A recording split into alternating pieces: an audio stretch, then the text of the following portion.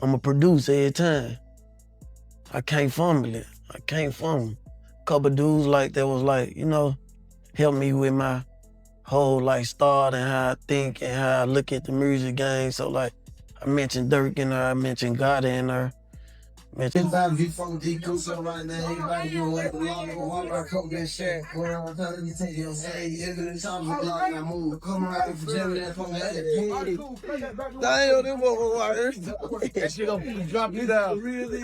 Shiesty knows the new Gucci. He don't know the Gucci we know. If something like that did happen, it's just not smart. Even if you cannot, and you understand this, make somebody sign something under duress. If you did do this, let's say this happened. Yeah. Now Gucci got the power to put your ass on the shelf. Put you on the shelf, tie you up 2-3 years, trying to get out of contract. Every time you put something up, he can snatch that shit right on down. This is just real shit. Okay, I will say this though. Like, why would you can't? It is hard to believe that Pooh Shiesty could be dumb enough to do this. When you look at the cases that Pooh Shiesty has that led to him getting those years in prison, I mean, it was hard to believe those things happened as well. He showed that it can be done. Like, all you gotta do is want it. You gotta sober up. You know what I'm saying? We got a lot of the similar traits because I realized that he woke up when he was in there. You know what I'm saying? Like, he really woke up and he wasn't just in there playing or, not taking it serious. Another thing he told me too was like, Shiesty, you 20 years old going to go see what I saw at 35 years old. You got a head start as long as you got this out the way first, Fortunately, it had to happen, but it happened, bro. It is what it is. So you got to get this out the way early. You know what I'm saying? It could have been too late for me if I wouldn't ever came out and played it right. So take advantage of that too, you know what I'm saying? So that stuck with me. Would you ever forgive someone who crossed a line with your wife while you were locked up? That's the question quietly hanging over the rap industry right now. Because what looks like a simple label dispute might actually be reopening one of hip-hop's most bitter rivalries. And with Pooh Shiesty back home, the tension between Yo Gotti and Gucci Mane doesn't feel buried anymore. It feels reactivated. What started as business moves is starting to look personal again. And the truth behind how all of this connects goes deeper than most fans realize. When Pooh Shiesty came home, the timing couldn't have been bigger. While he was gone, the rap game changed fast. Streaming money exploded. New artists were getting massive deals. Labels were paying top dollar for stars who could bring instant attention. And even though Shiesty had been locked up, his music never stopped moving. His name stayed hot. His value quietly went up. That made him one of the most wanted artists on the market. Everyone in the industry knew it. And that's when things started getting strange. Because the moment Shiesty touched down, one person began showing public love a little too loudly. Yo Gotti. Gotti suddenly started posting Shiesty like he was already part of CMG. Not subtle support, heavy promotion. The kind of posts that send a message to the entire industry. Then came the Glorilla connection. CMG's biggest rising star linking up with Shiesty for a record right after his release wasn't random. In this business, timing is never accidental. To many insiders, it looked like positioning. Almost like Gotti was saying, look what we can offer you. And here's why that matters. Because Pooh Shiesty isn't just any artist. He is the face of Gucci Mane's 1017 label. Which means this wasn't just friendly support, it looked like a power move. And when you add their history, it becomes even more serious.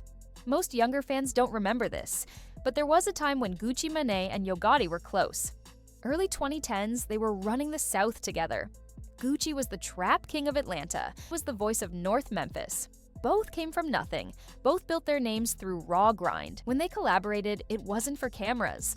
It was mutual respect. Their joint tapes felt like two bosses moving in sync.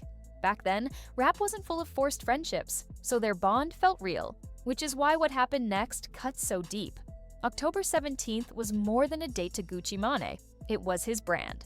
1017 wasn't just a label name, it was his identity. He had been promoting his project for months, locking in that day as his moment to dominate the game. Everything was lined up. Then Yo Gotti announced his own project on the exact same day. At first, Gotti claimed it was a mistake, but from Gucci's side, it didn't feel like one. Two major artists with the same audience dropping together means divided attention, divided streams, divided headlines. In hip-hop, your release date is your spotlight. And Gucci felt that spotlight was stepped on. To him, this wasn't business. It felt like betrayal. He even tweeted, "Why would another artist put their mixtape out on 10/17 if they ain't Brick Squad?" The message was clear. Even after Gotti moved his date, the trust was already damaged. But this was only the surface issue. The real wound was still underneath. Because what truly destroyed their relationship had nothing to do with music. It had to do with a woman. While Gucci was dealing with legal problems, Yo Gotti admitted in an interview that he had been involved with the woman who later became Gucci's wife. He laughed it off, but to fans, that moment was shocking. In street culture, that is a serious violation.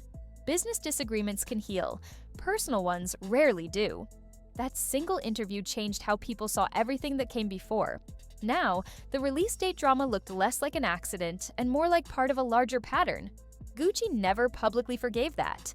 And from that point on, their brotherhood was finished. After more legal trouble, Gucci went away again. This time, when he came home, he was different. Focused, calm, strategic. No more wild online moments. He rebuilt quietly. And that's when he made one of his smartest moves. He signed Pooh Shiesty. He reminded fans of the old raw Gucci energy, but for a new generation. He fit 10/17 perfectly. And just like that, Gucci had a new centerpiece for his label. Everything was lined up for a long run until Shiesty got locked up. In 2021, Shiesty caught a federal case involving firearms conspiracy and was sentenced to 5 years. Most careers would collapse from that. But Gucci stayed loyal. He cut most of his roster and kept Shiesty and Fugiano. That told the industry everything. Gucci was building around Shiesty, even while he was gone. Which is why what happened next feels familiar. Because as soon as Shiesty's value peaked again, Yo Gotti re-entered the picture. Just like before, behind the scenes, contract talks were happening, and rumors started spreading. Reports claimed the numbers being offered by 10/17 didn't match Shiesty's current market value. Not rookie numbers, but still not superstar numbers. To insiders, it looked like loyalty was being expected instead of rewarded. At the same time, CMG was on fire. Big roster, big budgets, big reach. Gotti had the power to offer something stronger. So when he began publicly embracing Shiesty, it didn't look innocent. It looked like recruitment. And from Gucci's perspective, it probably felt like history repeating. Once again, Gotti appeared when something tied to Gucci became valuable. First a release date, now his biggest artist. This puts D in the middle of a quiet war. On one side, Gucci Mane, the man who gave him his start, the man who stayed loyal while he was locked up. On the other side, Yo Gotti, the label boss with momentum, money, and massive exposure. This isn't an easy choice, because modern hip-hop isn't built on loyalty the way it used to be. Artists are starting to prioritize ownership, respect, and long-term value. And if Shiesty feels underpaid, business will outweigh emotion. That's the new reality. But this move wouldn't just change Shiesty's career, it would reshape label power. If CMG pulls away 10/17's biggest star, it sends a message across the industry. It says loyalty has limits. It tells artists they should demand their worth. And it would reopen a rivalry that never fully healed. Because this story isn't just about contracts, it's about unresolved history. Gucci Mane and Yo Gotti never truly made peace. They just stopped speaking publicly, and unhealed issues don't disappear. They wait. Shiesty has unknowingly stepped into that old battlefield, and whatever decision he makes will echo far beyond one contract. It will reopen old wounds, and possibly change the balance of power in Southern rap. What makes this situation so tense is how similar it feels to the past. Back then, a single business move turned brotherhood into rivalry. Now, another business move could turn cold silence into open tension again. Different decade, same pattern. The industry is watching quietly. Because if Shiesty jumps ship, this won't stay silent for long. It will be seen as a statement. And when history gets poked, it tends to respond. At the heart of all this is a simple truth. Hip-hop may evolve, but respect still matters. You can change sounds, you can change deals, but old betrayals don't fade easily. They resurface when power shifts. And right now, power is shifting again. So the real question isn't just where Pooh Shiesty will sign, it's whether the past is about to repeat itself. Because sometimes, the biggest industry wars don't start with diss tracks. They start with quiet moves behind the scenes. And by the time everyone notices, the damage is already done. This situation is far from over, and the next move could change everything. What happens behind closed doors right now will decide the future of not Gotti, but the balance of power in the rap game. Old history, unfinished business, and big money are colliding at the same time, and when that happens, surprises are guaranteed. If you want to stay ahead of the real stories shaping hip-hop, make sure you're locked in right here. Drop a like if this breakdown opened your eyes. Share your thoughts in the comments. Should Pooh Shiesty stay with 1017 or take the CMG offer? And don't forget to subscribe and turn on notifications, because this story is only getting started.